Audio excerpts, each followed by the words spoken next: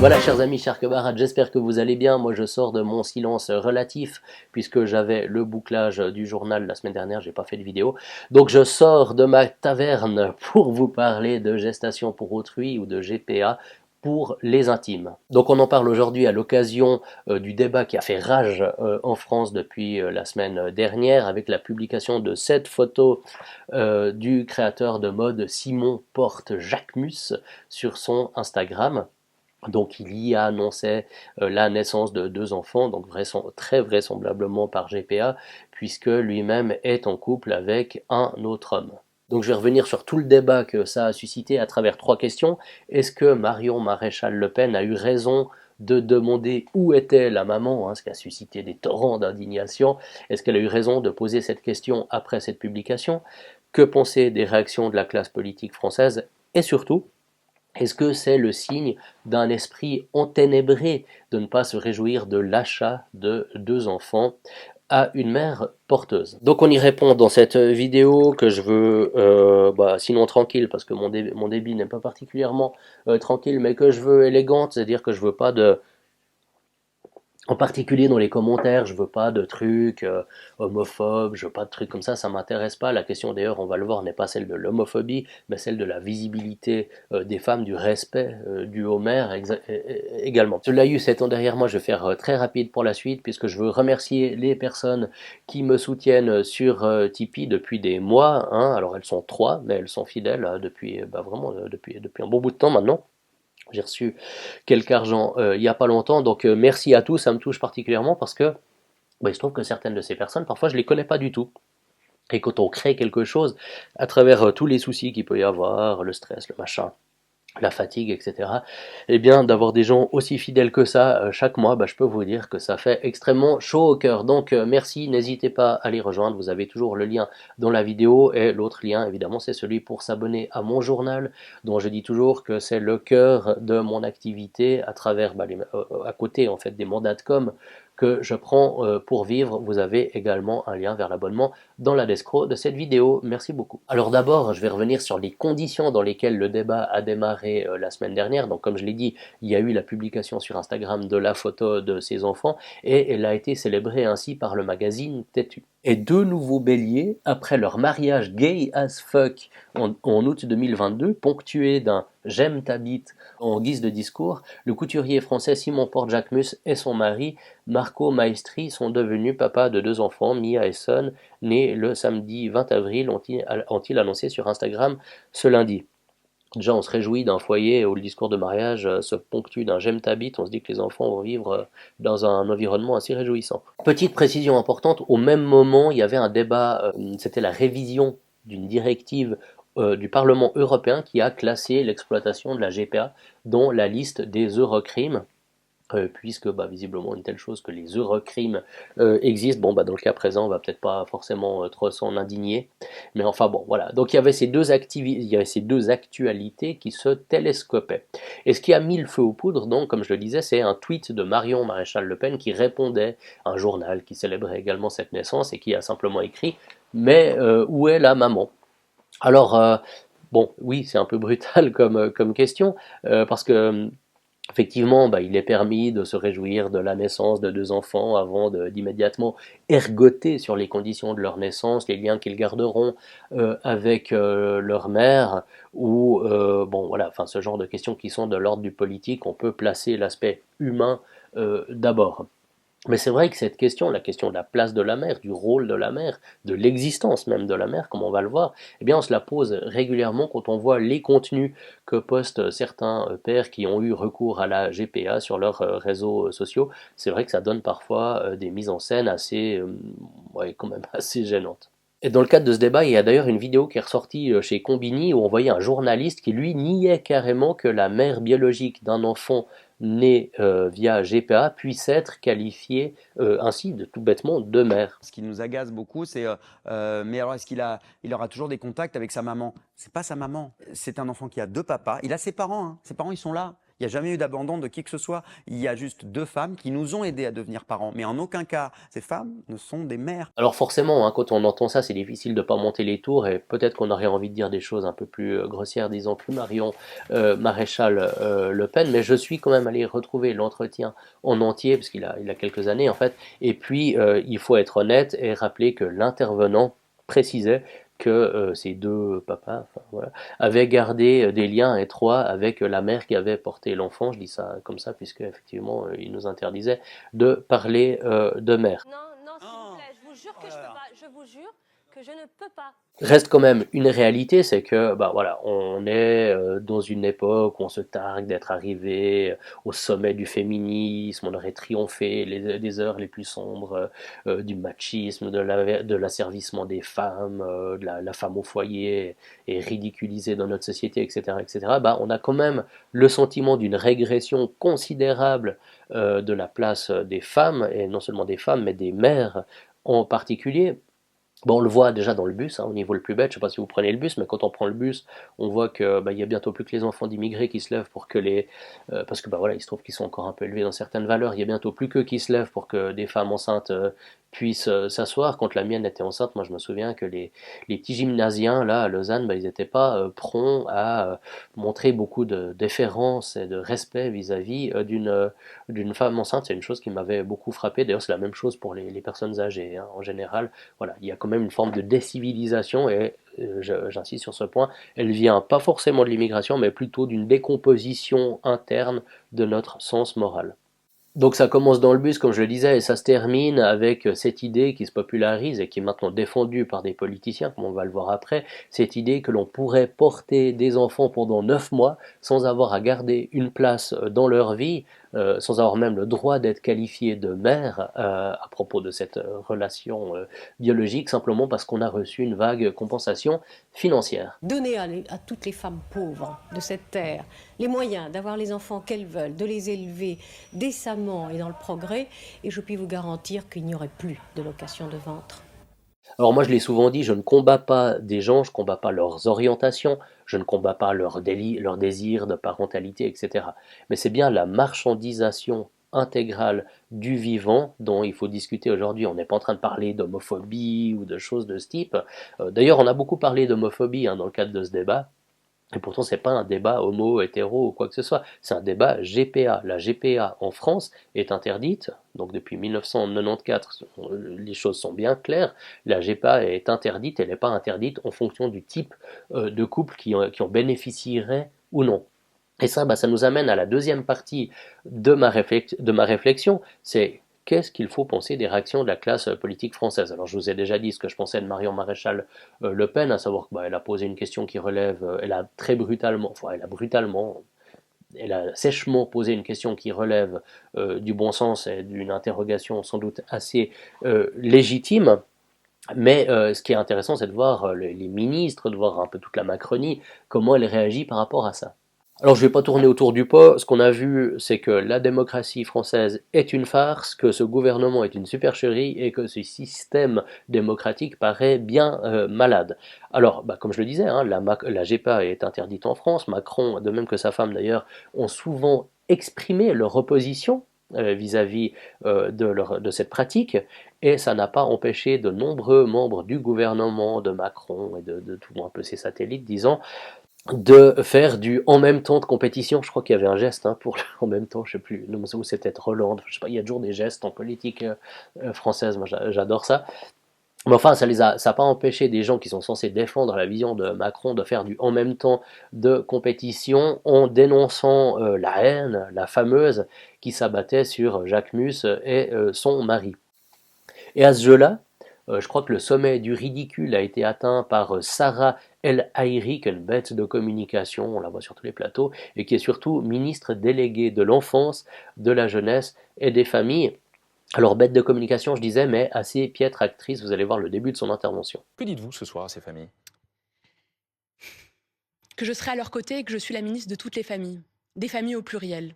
Voilà, donc on est dans l'envolée théâtrale, c'est assez amusant, mais au niveau de l'argumentation pure et dure, ce qui est intéressant, c'est la deuxième partie. J'ai absolument honte. Et ces propos sont homophobes.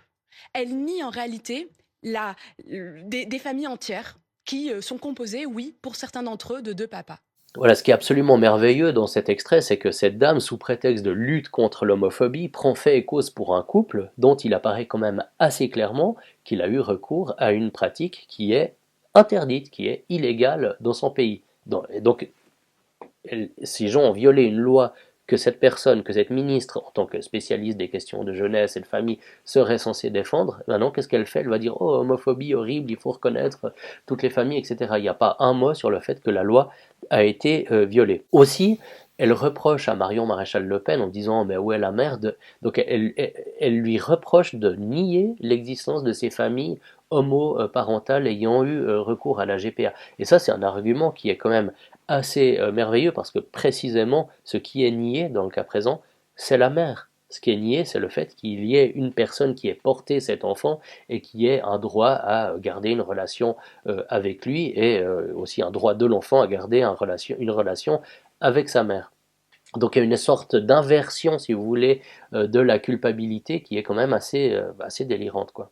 Alors il y a eu beaucoup de réactions du même genre chez les ministres ou chez les gens autour de Macron. Il y en a une qui m'intéresse en particulier, c'est celle de Jérémy Defrocourt, je sais pas comment on prononce ça, qui écrit, je cite, en tant qu'homme homosexuel, je n'ai pas choisi mon orientation. Depuis toujours, je rêve d'être père.